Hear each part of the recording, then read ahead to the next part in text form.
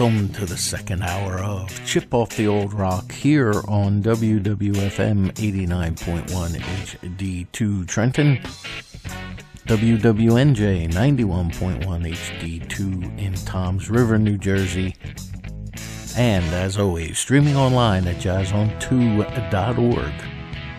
During this second hour, we will be visiting with Trenton Makes Music, historian of sorts, musician, great guy definitely, Mr. Tom Krawiec, and we'll be discussing the Trenton music scene.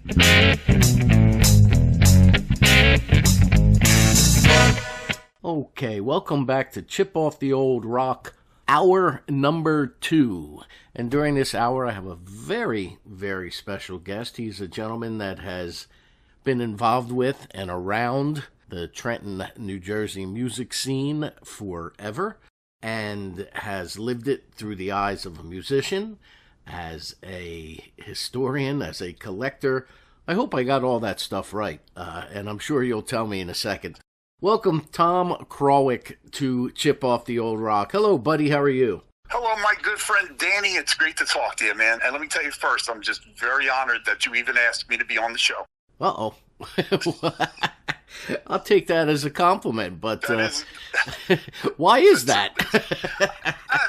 You're doing a great thing keeping music alive out there, and you're doing local radio, which is a lost art form and stuff. And I just love that you support all these artists and everything, the known and the unknown, and helping the unknown to be known. And that you would take time to ask me, who sits here with these old records all the way going back, and give me a chance to talk about some of the history of Trenton music. That's a great thing you're doing. Well, you do the same thing, sir. So we have that very much in common. Everything you just said. Yes, we do. You do as well. So take our listeners tonight through Tom Krawiec's journey. I mean, you're a musician, and you have a lot of archives about the Trenton music scene, of which tonight we have 3 or 4 songs that we are going to play from your collection. Go ahead, tell us about you first, and then we'll get into the historical aspects. So somehow I think that I was, my first needle I ever received was from a record needle, where these songs music got injected into me. And so I've been a music person all my life, going back to seeing my sisters excited watching the Beatles when I was 4 years old on Ed Sullivan, trying to, I'm watching these girls get excited. I'm like, what's this all about? And then, I learned. My older brother was a doo-wop record collector. He says when he brought me home from the hospital, the first thing I did was look to where the music was playing. He's playing his doo-wop 45s, Lee Andrews and the Hearts record. And he said, I don't think I could see back then, but he said, yeah, you were looking to find out where the music was coming from. So I like to believe that, it's been in me since the beginning of time, and I've always been around it. I was a roadie for bands when I was 14 years old. I started, seeing my friends were playing in the CYO, and I went to go see this band, and I made friends with them, and they said, hey, you want to be our roadie? And so I started moving equipment and setting up drums and the PA system, and I grew from there. And then many years through, I was either a fan of a lot of great music and Trenton bands, or, I was working with Trenton bands. I was doing lights, I was doing sound, I was an oldies group, I would do sound, and then they'd bring me up and sing a couple songs and stuff. And so I always had this great connection. And luckily, during that time period, there was great music being played by bands in the areas. So it was just a fun time to be out there. Oh, yeah. Remember, I know you remember as well as I do in the 60s, 70s, and early to mid 80s, when Chambersburg was still a thriving ethnic Italian community. You could play 7 nights a week if you were in a band or a musician. I worked a day job, and when I was living at home with my parents when I was 18, 19 years old, I was out every night of the week. So whether you were seeing a great band on the weekends in the clubs or just solo acts, guys that would, do little guitar things and stuff in the early days of Unplugged. And it was fantastic. It was just great music all around. And when I think of the money that I spent on drinks and cover charges and tips, and, I probably could have, retired a little bit earlier in life than I did. But it was a great experience. I know you remember when they used to charge anywhere from $2 to $5 at the door, and if somebody charged you $5, that's an outrage. I'm not going there. $5? I'm already spending my money to buy drinks. Exactly. The Grease Band was always famous for their cover charges were always higher. And the funny part is when the Grease Band would play at like Brothers Saloon in Hamilton back in the day, and this is when they were first starting out, they were hot. And they would pack this place in to the point of somebody complained to the fire marshal that the club was overpacked, and I've seen the letter that the fire marshal wrote to the club owner and said, hey, yeah, we understand, this happened at the state. You're not allowed to do that anymore and stuff, But when they were charging $5 at the head for 1,000 people in and out through the night or something. Dude, that's a lot of money for a bar band back in those days. Oh, and yeah. Now club owners want you to play for free and for exposure, or, they want you to be up on their stage with their TV screens showing sports events and everything that nobody's watching and nobody's concentrating on the music. It just makes me nuts and stuff. And you guys are playing for basically zero money. It's all for the love of what you're doing. Yeah. Just sad, No, and that's something that I often discuss on my other radio program is the whole pay to play and they want you to play for it. It's like me going to a restaurant and saying, you know what, let me have your hamburger, and if I like everybody, or if I like it, I'll tell everybody about it. Yeah, it'd be good exactly. exposure. Yeah. They throw me right out. You're out the door, brother, grabbing you by the scruff of your neck and to beat it, pal. Right. They don't want you here. But yet, for some reasons, owners, club owners, bar owners, restaurant owners, venues, they feel that we're an easy target as musicians and performers and entertainers, and kudos to the people, like one of which we're going to feature tonight, to local Trenton guy Ernie White, who I remember Ernie saying to me one time, Danny, they for a benefit they pay to rent the hall, they pay the bartenders, they pay the wait staff, they pay the police for security. How come they can't pay the musicians? Yeah, and he's 100% correct. Yeah. I just don't get it. The way things are today. But hey, let me turn you around to the way things used to be. I just kind of thought about. So when I was a kid, I was like 14 years old, and this is my first connection with Danny Coleman. That I never really knew I had a connection with Danny Coleman until. Okay, so I was like 14 years old. I was a roadie for the Freedom Band featuring Kenny Chick. Was a drummer and stuff. And so they're playing at the Polish Club. I think it was either on 130 or Route 156 down there in Yardville for some summer thing. So flash forward, that would be 1974. Flash forward to somewhere in the 2000s. I see this picture that you posted of you standing next to this very distinctive Vibes drum set, the clear drum set. And I went, that was Kenny Chick's set. And we narrowed it down to that was that event that you were at and stuff. And it's like, hey, I might have shooed you away from there, or I might have talked to you while you stood at that drum set that many years ago. I thought that was totally cool. Actually, I'm going to take you to what that was. That was actually a picture of me playing that drum set, because Kenny was my drum teacher at the time. Okay. Yeah. And Kenny, of course, still plays locally with yes, he does. Several artists. Yep. And Kenny was my drum teacher. Oh, how about that? That affair at the Polish American Club, which is now the Hamilton Manor, as it's called. It's a big banquet and wedding facility. Mm-hmm. Back then, it was the Polish American Club. There was a club in Trenton called the Owls Club. Yes. And my father and grandfather, and then later on me, when I turned 18, they were already members of the Owls Club. Okay. I was 12 years old in that picture, Tommy. That was the first time I ever played the drums in front of people. Dude. That was my debut on the stage. And do you remember the song? I have this bare vision, this slight vision of a little kid and bringing the kid up to play and stuff. Now, what was the song? Ironically enough, it was the Beatles' Twist and Shout. Dude, how awesome is that? And that's stuff I love about this whole, all these connections and trend music and stuff. I always love just the live music and the live bands and everything. And it just blows me away that all these connections are made. And even today, we're all still friends. There's this brotherhood of Trenton musicians that, we all look out for each other. We all praise each other and raise each other up and stuff. And it's an awesome thing. Well, you told me that there was a Trenton band called The Trees.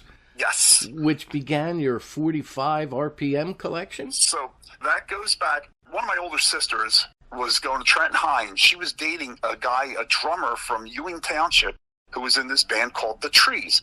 There was a guy in Trenton who used to put out records. He'd grab up local artists and put out records. This guy, Lou Henderson.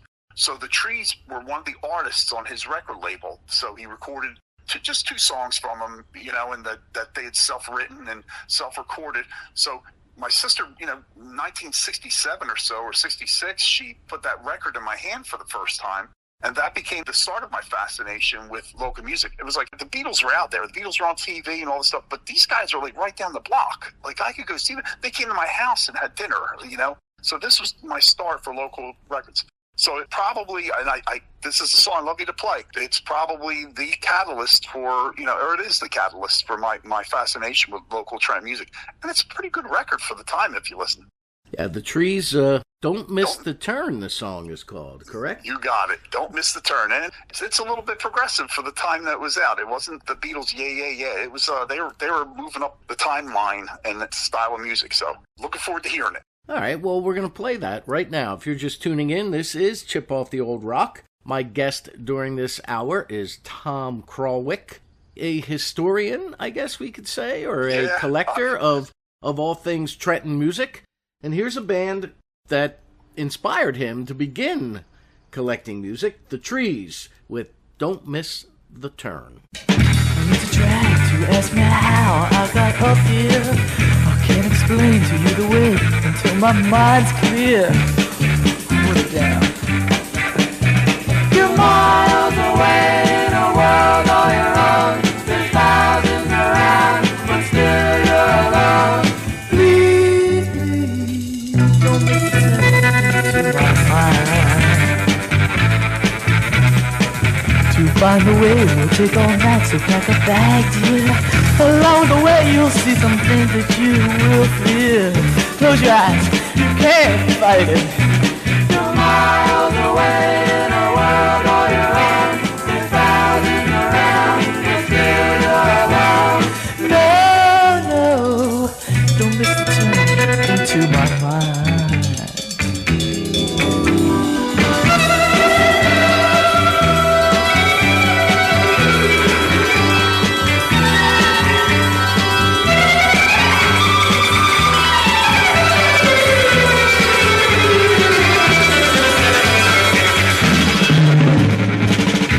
My mind, you see a world where you'd be. It's a clumsy spectacle of nothing that would faze me. And your name is called to look at snow and say what you see. You see the world stand all alone in what the dead see. Just hold my mind.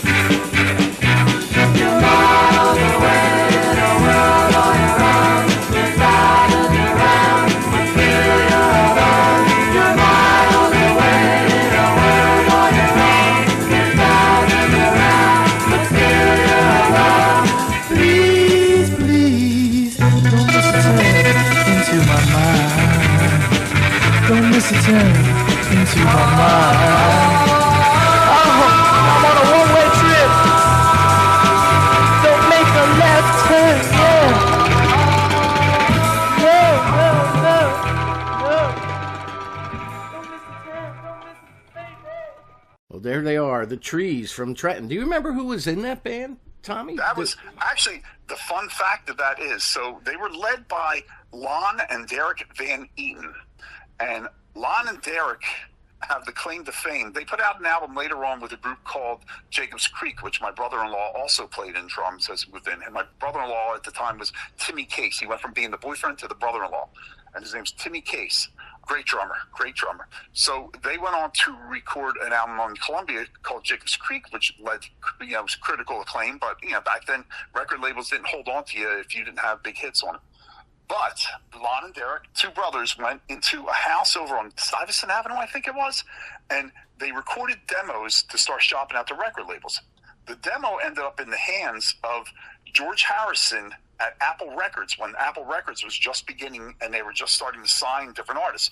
George Harrison loved the demo and called their manager and said, hey, I would like to offer them a recording contract. So he invited Lon and Derek to come to London. They stayed at his house. They would go into the studio. They were the last artists signed to Apple Records, but they were the first artists to record at the Apple Recording Studio, not Abbey Road, but Apple Recording Studio, where they did Let It Be at. The Let It Be movie was filmed in the basement of Apple Studios. They were the first band to come in and actually record tracks for their album at Apple Studios. So it came out on Apple Records. There's an album called Brother with Lon and Derek Van Eaton. And so it was a pretty neat progression going from this little Trenton band, high school band, to way to the top. Later, Ringo played on their records too. Ringo, Klaus Vorben, Peter Frampton recorded on it because George called them in. But Lon and Derek went on to record with Ringo on different things. And on the song Photograph, if you hear the castanets in the background, that's Derek Van Eaton playing the castanets and percussion. And Lon and Derek sing background on the chorus and everything of Photograph. So we have a Beatle connection, direct line from Trenton, New Jersey to Apple Land, to Beatle Land. And them guys, they're still around. They're over in New Hope or something, aren't they? Over across the river now? Lon had a studio in Colorado for years, and then he moved back to the area. So Lon has a studio up in somewhere in the New Hope Salisbury area, which he's helped to develop new artists and recording them and everything. A real good guy, Lon. He's been around for years, and he knows his music. Just fascinating. That's a guy you should talk to someday. Fantastic. And now, go ahead. No, can I take you on another connection journey with my friend Danny Coleman? Yes, you can, sir. So back in 1979, the summer of '79, I got fired from a job somewhere early in the summer. So I ended up working, weekdays at a gas station at the corner of Liberty and Chambers Street in Trenton, New Jersey. It was owned by the McKenna family.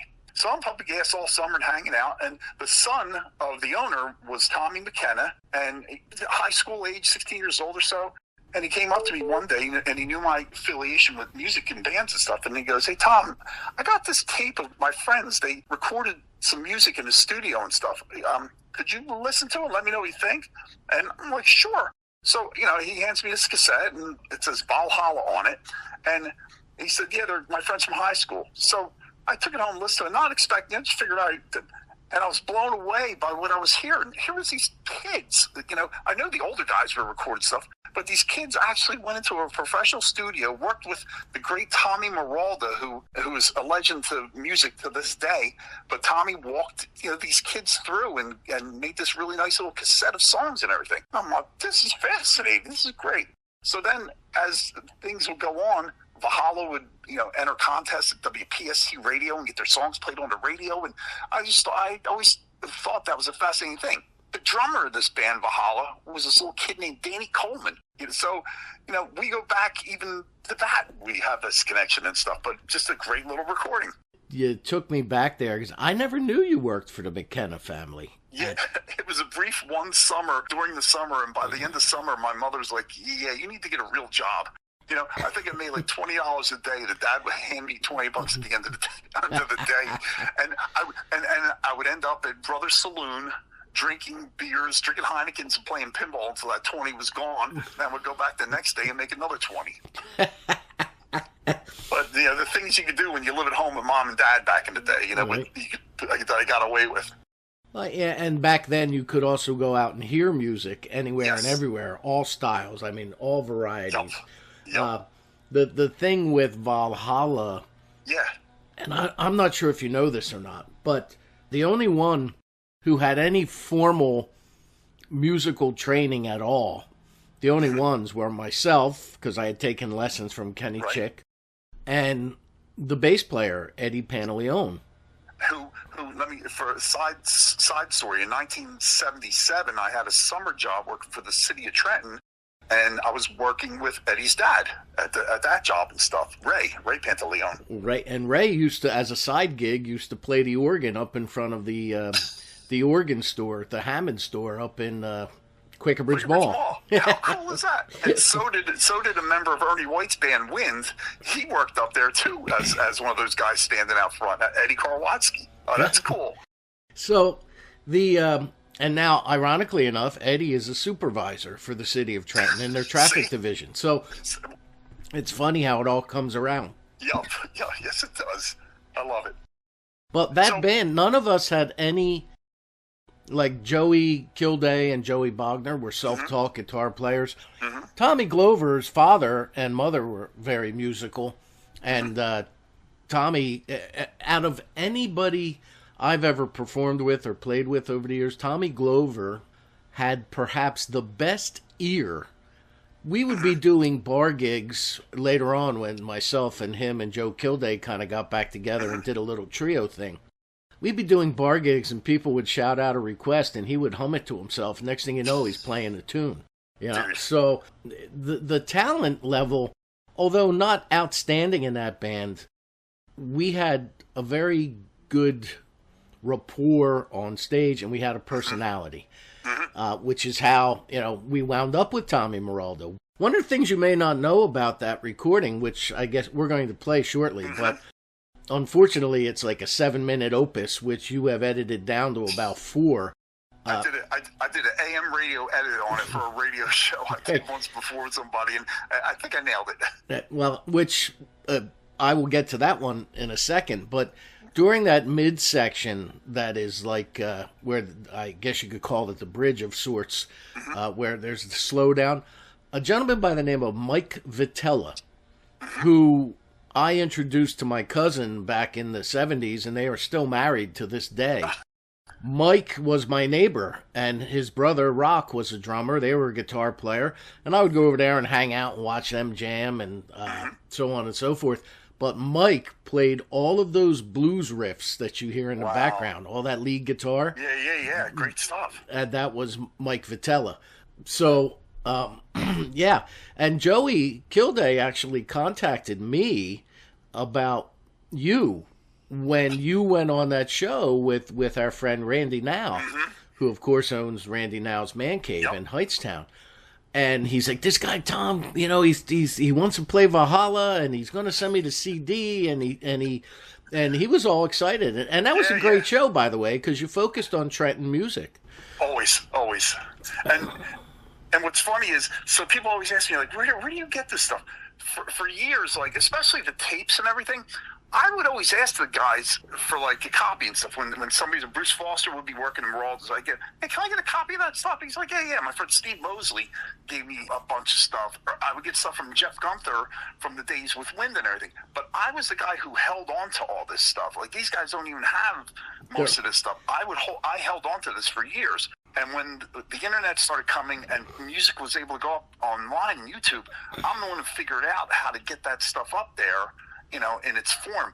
And then as I got better, and there's some collections on my YouTube channel, we'll give out the address later on, but my YouTube channel, I started cleaning up all these old records and tapes to get rid of the hiss, to kind of give them a modern, so they're listenable rather than the clicks and pops all the way through and stuff, But that's how this whole Trenton Makes Music YouTube page came about, because I wanted to share this stuff and say, hey, this is worthwhile music to listen to. You got to hear this. And that it is. And you mentioned Tommy Moraldo as we're going to play Valhalla. The song is called We're All Right, which Joey Kilday wanted to write something that was along the lines of Bachman Turner Overdrive's Taking Care of Business, because he wrote that for crowds, hoping that the people would chant back like a call and answer type of thing. And Tommy Moraldo, the first time we ever went down to see the studio and talk about cost and all that with Tommy, Richie Sambora, who will also feature, was sitting in studio there. And at the time, he wasn't even with Bon Jovi was a non-entity at the time. Yeah, no, they're not even born yet. Yeah, because this was like 1977, 78, something like that. We went in. And Tom Moraldo, and I'm still friends, we joke about it to this day. Tom Moraldo taught me one of the most important lessons of my life. As a drummer, I have never been the type to overfill. I subscribe to the KISS method. Keep it simple, stupid. But I'm going in the studio and I'm thinking, I'm never going to get this chance again. Who knows? I may never be in the studio again. So I got red light fever. So as soon as that red light went on, I started overfilling like crazy. And I'll never forget, Tommy stopped the thing, said, I need to see the drummer, just the drummer, in the control room. So I go in, I'm like, yeah, what's up? I'm all excited. He goes, son, less is more. That's exactly. Exactly. And you know what? What a blessing it is that you guys got to work with Tommy Maralda. Tommy Maralda was the first guy kind of in Trenton who was figuring it out. Like, I discovered that he had stuff going back to a horn band that he wrote the music for and recorded them back in 67, 68 or something. And then he was the first one to put out his own self-produced album called Me Out for the first time. And so Tommy Maralda had it figured out. And he was the first guy with a studio to do this stuff on his own. And he's the king of homemade records and stuff. I joke about in this last collection that I put together of Trenton Makes Music from the 80s. It could be basically called the Lansing Avenue Greatest Hits, because half of this thing is stuff that came through his studio, whether it was him recording it or him with Paul Plumrye or the band Dash Weaver, or, he made these great sounding, great records. He's got this album that he put out and he's reissued it called The Toms. This thing is a power pop classic, and every time I go back to trying to find a song from this thing listed, every song is great. It's just, you got to work with the best guy to work with at that time, in the area and stuff. And, now he's out in Las Vegas. He's doing music for TV shows, movie soundtracks, commercials, recording, like different artists come through. He worked with Richie on some stuff recently, Rich Sambora and stuff recently. He's worked with Frank Stallone putting things together, old friends, and Bruce Foster, him and Bruce Foster do recordings. Keeps this whole music thing alive and stuff. But you guys had a great start with him. Oh, we did. And here it is. Here's Valhalla. We did 4 songs on this tape to enter the WPST Unsigned Heroes contest that Dave Heffel began back in 78 or 79, whatever it was. And that was our goal, to win that, the Battle of the Bands. Matter of fact, that's my other radio show, Rock On Radio. That's where I got the idea for it. I was at a church carnival, and a girl I went to school with yanked me over to one of the Wheels of Chance and said, "Listen!" And I was on the radio. I was numb from head to toe, So, right? All right, well, here's Valhalla with the radio edit of We're All Right.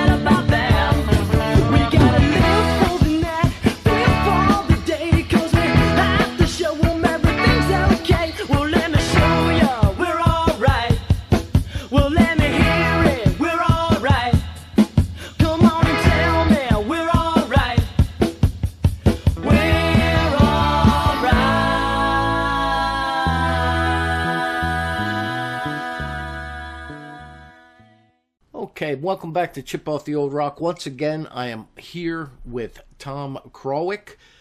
Tom, what are your websites, social media, Trenton Makes Music? How do we find all this stuff where people that are listening can go and explore? So the easiest thing to find in the first place is if you go to YouTube and just search at Trenton Makes Music, all one word. Use the @ sign Trenton Makes Music in the search bar, and you'll go right to my my music page and everything. So there's, click on videos, and there's a bunch of stuff in there from, local and some Philly stuff in there, and, Philly local stuff. So there's a lot of great stuff to explore and everything. You might discover something you never heard before, and like it. So I appreciate it. And then, if you want to hit my Facebook page and just, I have pictures on there. Maybe I'll send you a link to your website or something so you can connect right directly to the pictures and stuff, and we'll get that out. But I try to put, pictures up, or I used to put a lot more than I do now, but I got to get back into doing that. But that's how you can find me. Okay. Again, that's Tom Krawiec. Krawiec. Krawiec. Yes. Well, it's like this. So Tom Krawiec is me for real, but from back from 14, Kenny Chick. I go back to my friend Kenny Chick at 14 years old. He goes when he used to announce me, he goes, I got to give you a stage name. He said Tommy K, and I became Tommy K through my whole rock and roll life. And a lot of people would come up once I started getting known on YouTube, friending people. I'm like, I didn't even know that was your real last name. I never knew what it was. I only knew Tommy K. So that's my, when I write my book someday, True Confessions, Tommy K, True Confessions of a Rock and Roll Boy, Man About Town, Creature of the Night. It'll show all the stories on how I got to all that. Nice. so we touched on Richie Sambora. I mentioned you guys meeting Richie Sambora, Tom Roll's studio. So Yes. Richie Sambora came to Trenton, connected with some older guys who were basically seasoned studio musicians, Bruce Foster and Steve Mosley, who had played in the Jiggers Creek Band, and then they went on to record in New York a lot of studio stuff, where Steve was a drummer for David Bromberg's band for a year, would tour with David Bromberg. He would tour with Phoebe Snow. Bruce would play on Phoebe Snow records. They both played on Gladys Knight and the Pips hits and everything. So these were seasoned guys. So finally they were breaking out and deciding to record their own songs that they had written and put together this band to start showcasing and stuff. So they would play up at Charlie's uncle up in New Brunswick, and so one night the bass player got sick, and Bruce said, hey, does anybody here know how to play bass? And this kid that was there, he was like 17, 18 years old. So I play guitar, I'll try. So he got up and played bass, and he did okay. And so Bruce invited him back the next time and said, hey, next time bring your guitar, you can come play. So Bruce tells a story that this kid gets up there with him, and they're going to do Kansas City. Everybody jams on Kansas City. So he said he hits this one note on the guitar and then let it ring out. And Bruce goes, dude, you're in the band. So they discovered this Richie Sambora kid who started playing with them. Long before Richie ventured off to find Bon Jovi and connect with John, he was in this band called the FM Band. So here's a song that was written for and recorded on Bruce Foster's first album after the show, called Southern Belle. But this became one of Richie's live pieces that he would do with the band and stuff. And he kills it vocally and by guitar. So please give this one a listen. It's called Southern Belle by the FM Band, featuring Richie Sambora on vocals and guitar.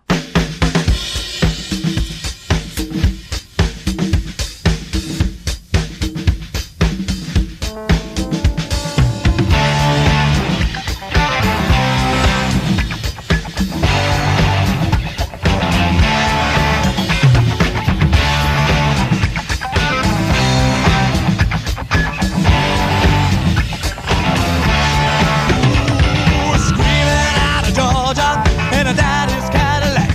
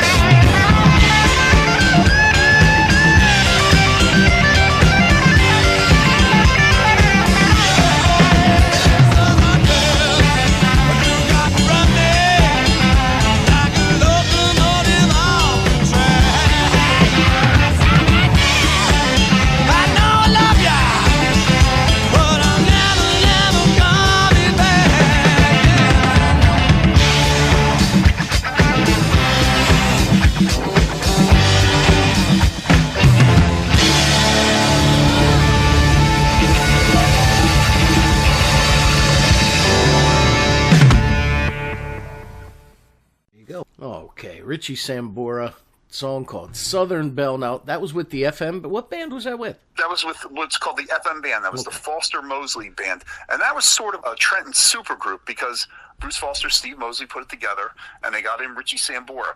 Then my friend Jody Gambaluka left the band Valentine, and that was after Valentine was, recorded an album and was in the movie Rocky singing on a street corner. So Jody came into the band from Valentine, and then, shockingly, Sam Mazziello, who was the drummer of Wind, the longtime drummer and helped form Wind, left Wind because he wanted to play a little bit more than drums. And so he came into the band as a percussionist / drummer / piano player with his little Wurlitzer piano. So he came into the FM band. So that's how that was formed. So that was basically a Trenton supergroup at the time. And, Okay.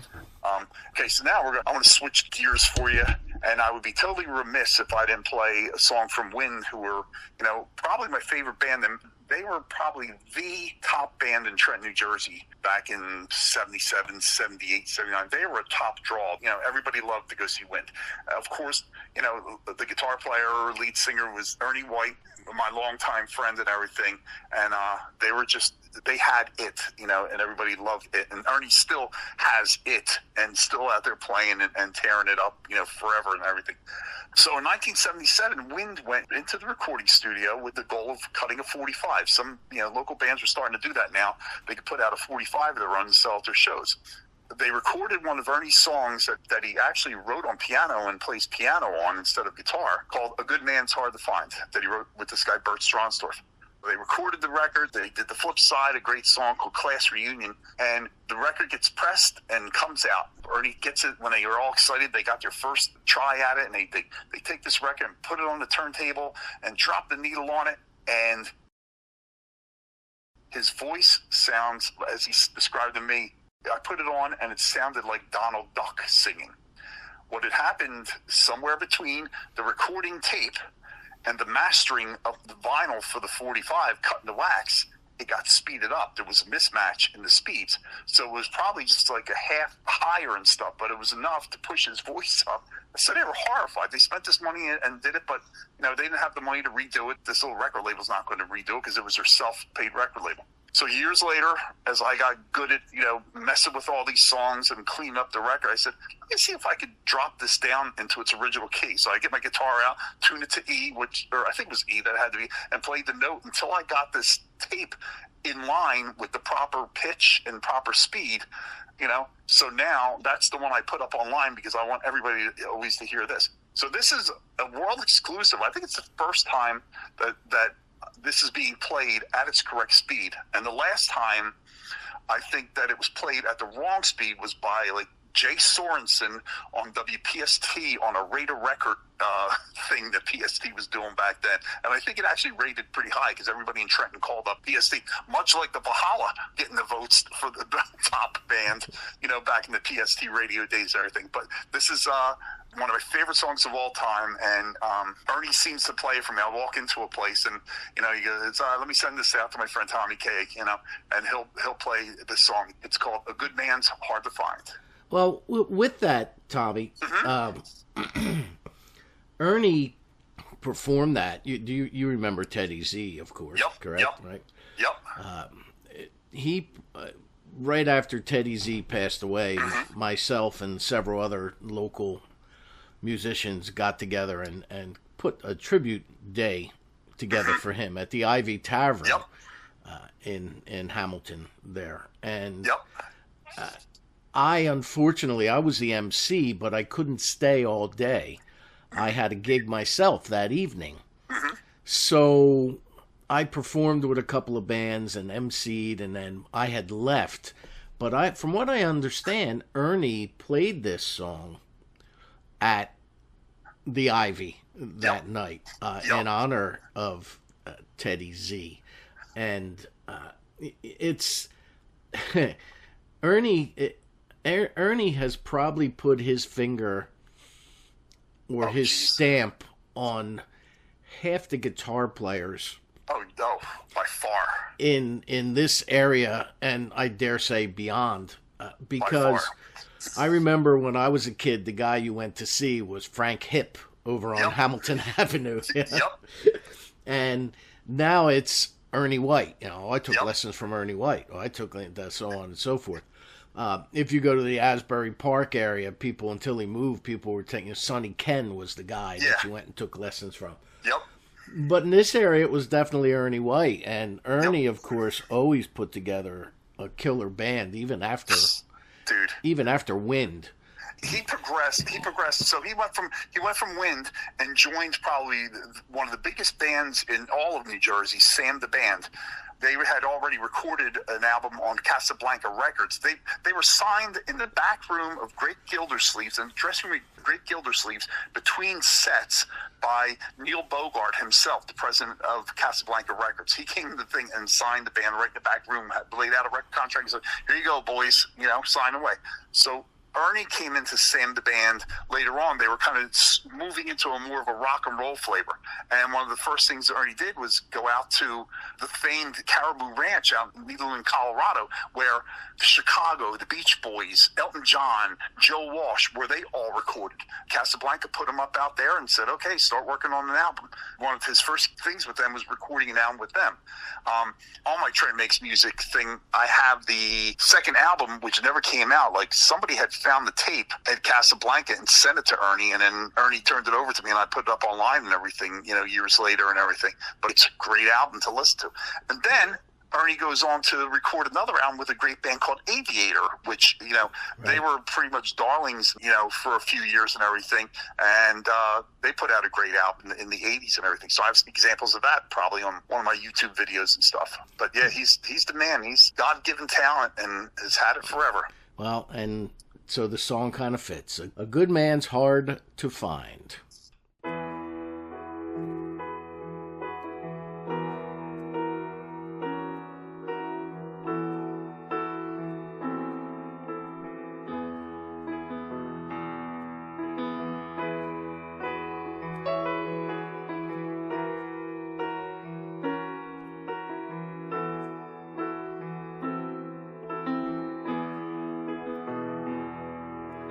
Yesterdays that once seemed far away, I look around, they're all gone today. Memories keep me alive and well. There's no need to look around, into my past I dwell. Today there is no reason why I'm still hiding out in dreams within my mind. And though I live out of season, my heart just has to shout, a good man's hard to find. I say a good man's hard to find. A man who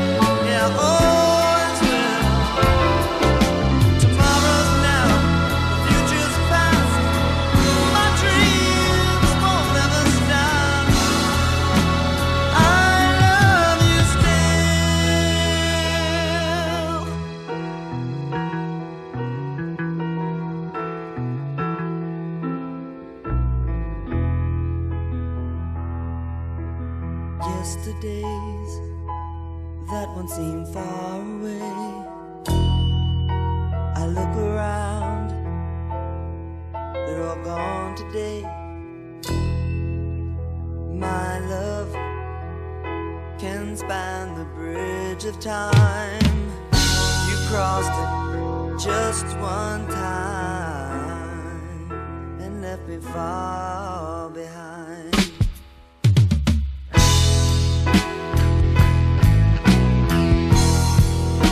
I'm on my hands and knees, I'm begging, darling, please.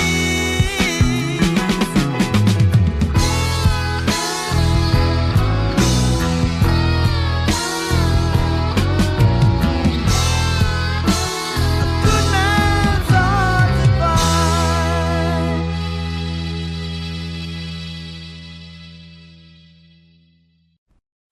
Okay, Ernie White, A Good Man's Hard to Find. Once again, if you're just tuning in, where you been? This has been 2 hours of Chip Off the Old Rock. My guest in this hour is local Trenton musician, historian, musical collector, Tom Krawiec. Now, Tommy, what you're doing is fantastic. We talked about that at the beginning of the show. And if it wasn't for you, there's nobody else preserving the history of Trenton music. And I know you do it from the love of it, and because you have a connection to most of these people in one form, way, shape, or another. But why is it so important to preserve this stuff? Because we do have a deep, or we did anyway, had a very deep talent pool back in the 60s and 70s in this area. Go ahead. And that is exactly why, because we did have this deep talent pool and stuff. You know, with all due respect to Asbury Park, which, you know, everything I see, these New Jersey rock things, New Jersey music things, it's all about, well, you know, they pigeonhole that that's where the music central came from in New Jersey. Was that?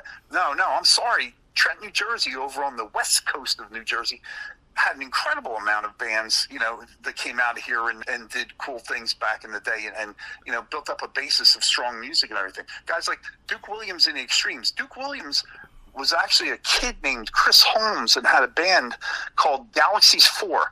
They were playing at the 1964-65 World's Fair at the New Jersey Pavilion. I think they held the record for the most times played at the New York World's Fair and stuff. Lana Derek Van Eaton, like I said before, Ernie White, Ricky Sambora, Bruce Foster, Steve Mosley, passed through town. And then I found, like, yeah, the girls from LaBelle, two of the girls from Patti LaBelle's group, Sarah Dash and Nona Hendricks, were both Trenton girls or anything. So one of the biggest records of all time, Lady Marmalade, that's Trenton girls singing on that stuff, you know? But the main thing about why I've done this, because at some point, some kid down the line is going to click on one of these songs and say, that was my grandpapa, man, and that was good, you know? So it comes down to the simplest thing, that somebody will discover this and realize what's going on, you know, what music was good coming out of Trenton. Yeah, and it's not like it's easily found. So right. the things that you do, Tommy, are just fantastic, buddy.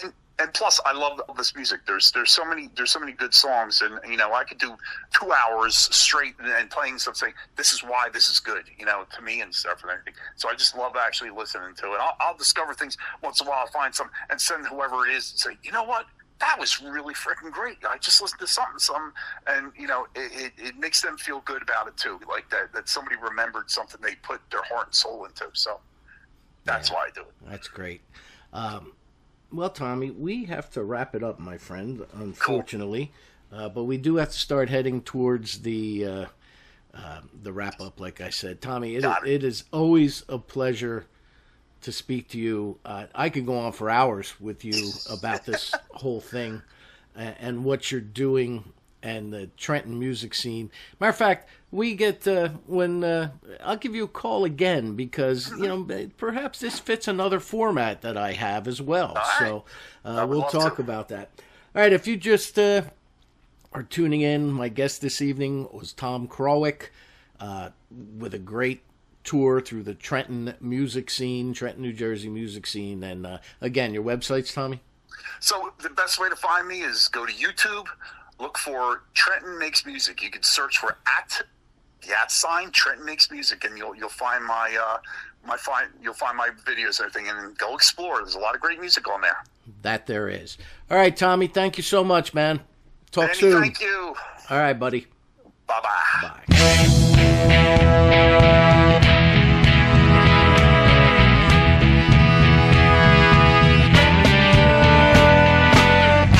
Well, I hope you've enjoyed this month's version of Chip Off the Old Rock with me, your host, Danny Coleman.